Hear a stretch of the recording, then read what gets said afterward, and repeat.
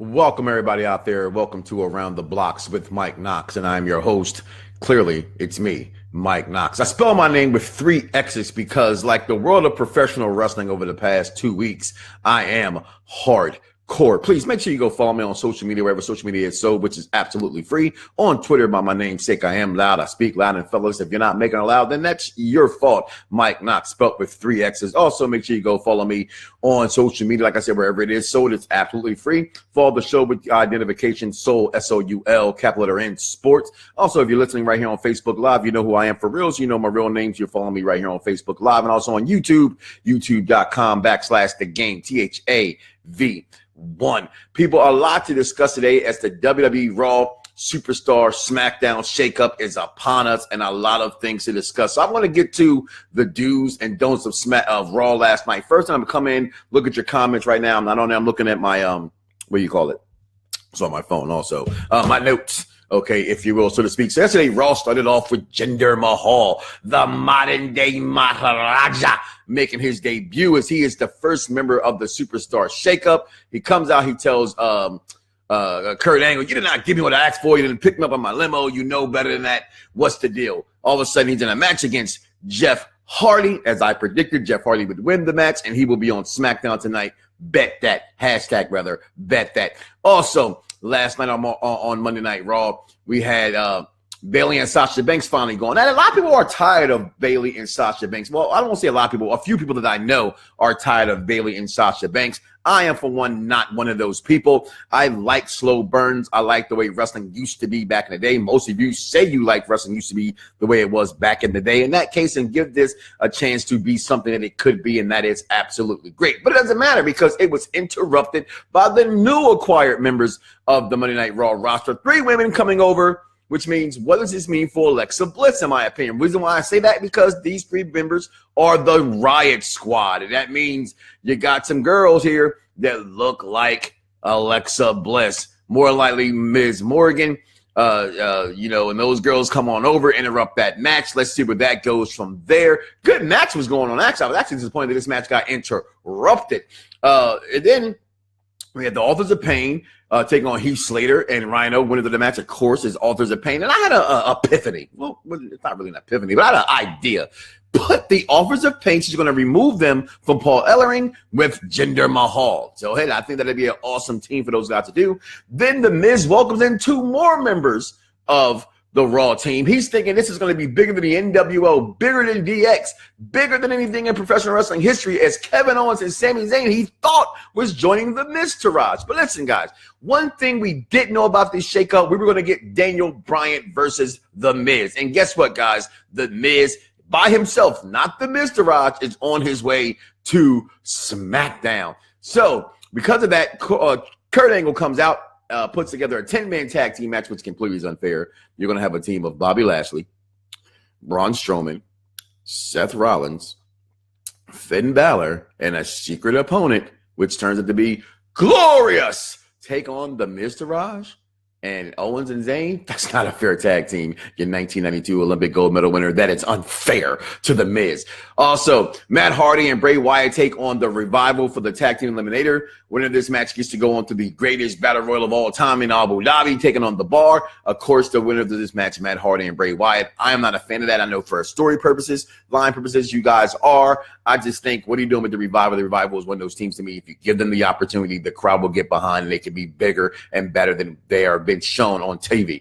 And then my son's favorite diva, Amber Moon. Matter of fact, speaking of my son, happy 11th birthday out there to you, little young Prince Knox. You big guy. I'm so proud of you. Mickie James takes on Amber Moon while Nia Jackson sitting on commentary, puts them in joint at the same time with Alexa Bliss. Alexa Bliss is so afraid of the storyline. She doesn't even show up. She's backstage via satellite or via whatever, because she's not via satellite because she was backstage. And then this is where Raw gets great, people. This is where Raw got raw. And oh, baby, I like it raw.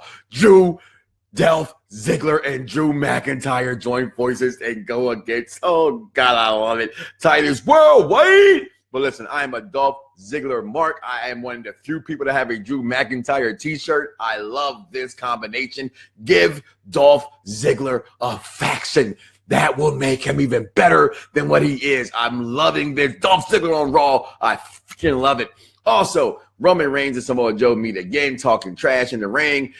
Joe saying how you keep talking about what you can do, but you don't get the job done. And then Roman Reigns says, get your fat ass down here and see what you can do. Joe says, on my own time, they will have a match at Backlash. Then Natalya makes her debut on Monday Night Raw against the beautiful, vivacious, and it's Mandy Moore. It's Mandy Rose. It's Mandy Rose. I said Mandy Moore, which means she's kind of on my mind somewhere too. When I think of the word Mandy, how can I think about Mandy Moore? We're talking about Mandy Rose. Interrupted by ruthless Ronda Rowdy comes down because she was trained with Natalie to interrupt that segment. Then Breezango also on there. They get moved over to the bar on the back. Then this match happened. Like I said, Glorious One interrupts everything, and then we have what we have. But listen. Also, what they did not have wrestle yesterday makes to me what makes this night so great, what makes Raw so awesome. It's not that I got this brand new t-shirt on a Monster Among Men because that's what she calls me. It's because my two favorite wrestlers in the business right now, well, at least in the WWE, are on Raw. Dolph Ziggler and Baron Corbin. God, I hope Baron Corbin joins them. That'll be so great to see that much. But I listen, Raw last night, and this is just me, maybe not you, probably isn't you, and I don't care right now because for me, those two moves put Raw over the top. 4 out of 5. Let's give it The Rock. Do you smell The Rock is cooking and in a Continental title reigns? It was really good, not great. Because greatness is upon him, as The Rock was when he had the Intercontinental title, it was going to get better. So Raw was good. That's why it depends on me. It's not always what I give the rankings, whether I give it a 5 out of 5 or I give it a 3 out of 5. It matters the title that I give it. Okay, so when I get something like a European title, not a good Raw. If I give something like a tag team title, it's okay. It's a tag team. It means it can do better. It has some growth to do. Same with this. Raw was good. It was solid. It wasn't great, but that's why I give it a 4 out of 5. The Rock Intercontinental title runs. What's going on this morning out there, guys? Hugo chiming in. Not a surprise from WWE. They would have gold with Anderson and Gallows, and now they're just tossing them aside. I agree with that all the way, Hugo. What are they doing with them? They had all these rumors coming out that they would be something big and popping for them after WrestleMania, which I'm coming back from WrestleMania with a cold. But thankfully, God, knock on wood, I don't have the measles, as a lot of people got down there in New Orleans. But yeah, I don't know what's going on with the Revival. I don't know what's going on with the Balor Club, or whatever you want to call them, the good guys, you nerds out there. I don't know what's going on, but they're wasting talent with them. And I think maybe Finn Balor moves over to SmackDown. I think with Finn Balor moving over to SmackDown, I think maybe that's where the Bullet Club can shine and do their best. That's what I'm hoping for anyway. Mo Eaton chimes in, Bell King, how come Nia Jax still hasn't generated side plates yet? Good question. I didn't even peep that yesterday on her. So that's good. I know she came out there looking like a big old Skittle. I know that much. Skittle pox messing with Nia Jax. I knew that much from last night. Unable to grade this week's wrestling as I won't be watching due to bills not paid until May. Woo! That's a long time because you know what comes out?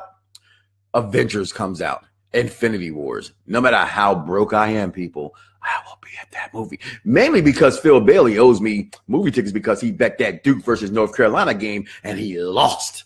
That's right, people. I got him again. Duke is not better than North Carolina.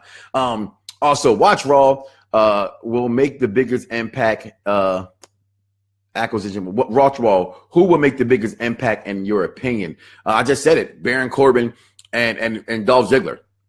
I think this is a chance for Dolph to get off the snide, to replace The Miz in that upper mid card, bottom of the title, world title rung picture. As long as Brock Lesnar's there, they're not going to put certain people there. That's going to be a place reserved for Roman, reserved for Cena, reserved for Braun Strowman, reserved for the bigger guy. Maybe Samoa Joe happens to hop in there. But I think this gives Baron Corbin a lot of legs to run with, and I'm pretty excited for Baron Corbin also to be becoming a part of the show. But with Dolph Ziggler, Baron Corbin, Robert Roode, let me just say this much.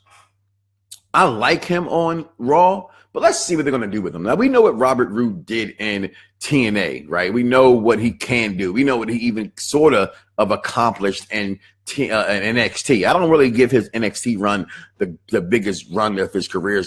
Some later of his fans do. I just think that he was there because he had to pay his dues to Vince McMahon's order of things, and then he was moved up. But I tell you this much, I do love the way that Jinder Mahal looks on Raw. Now, I got this in one of our groups, not mine, Nietzsche's. All 3MB now is back on Raw. 2 of 3MB are in major storylines. What's going on, Heath Slater? We know you got kids. When are you going to step up and do something greater with your career here? Come on, man. 3MB is back together, baby. But overall, Raw was a really, really good show. I was very interested in it. I'm more interested in what's going to happen, what's going to take place tonight. Hopefully, I get a chance to watch it. My son's birthday. He has a baseball game. Excuse me.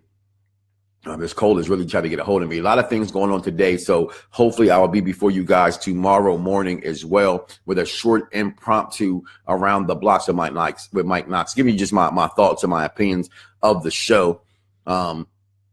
So yeah, overall, what was some of the things you guys actually liked about the show? I mean, I like to see Authors of Pain go with Jinder Mahal because I can't see them striving by themselves. And maybe, I can't say they get moved now as they had a match. I thought maybe last week, because you have the Raw after Mania. It's just what it is, right? But anything can happen. You have the shakeup right behind it. So I thought maybe move them to SmackDown. But since it doesn't seem like they're going to be moved to SmackDown, if they're going to be the next big opponent for the Bar, I can't see Bray Wyatt and Matt Hardy going any, much further. I like a rumor that I heard about maybe Sanity coming up and Bray turning on Matt, which to me would be the bigger, better deal. Just give Bray a little something, a little bump for all you cokeheads out there to get a little bit high on himself again. But nice analogy. I kind of like that myself. A little bump. No, not me, but people out there, what I'm talking about. You know what I'm talking about when I say a little bump. But overall, I thought Raw was really good last night. Again, a solid show. I have not yet seen the Andre the Giant Memorial documentary. I heard it was very good. I just haven't got a chance to get around to a very busy week coming back from WrestleMania last week. And then coming into my home life, having to spend time with the wife and children, and acclimated back into work. I have to talk to my brother about Avengers Infinity Wars. We don't get paid until after the 27th. Well, let's see what we can do about that, Mike, because you have to see the Avengers Infinity Wars because everything comes to a dramatic end right there, guys. So listen, guys, I got out of here. It's time for me to go to work. That's why the show is a little short today. I'm normally off on this day, so I'll give you the full Monty, which I can. But again, I will always still be your monster among men, and I will always be Mike Knoxxx on Twitter, wherever social media is sold. Make sure you go to your local podcast. Is that Google Play? Is that Stitcher app? Is that iTunes? And download just Google or hashtag Mike Knoxxx 3X's. You already know because I'm hardcore BDSR networks. Listen, guys, what did you think about Raw? Comment below. Let me know, as my man Jeremy Johnson was saying. Listen, Raw 4 out of 5.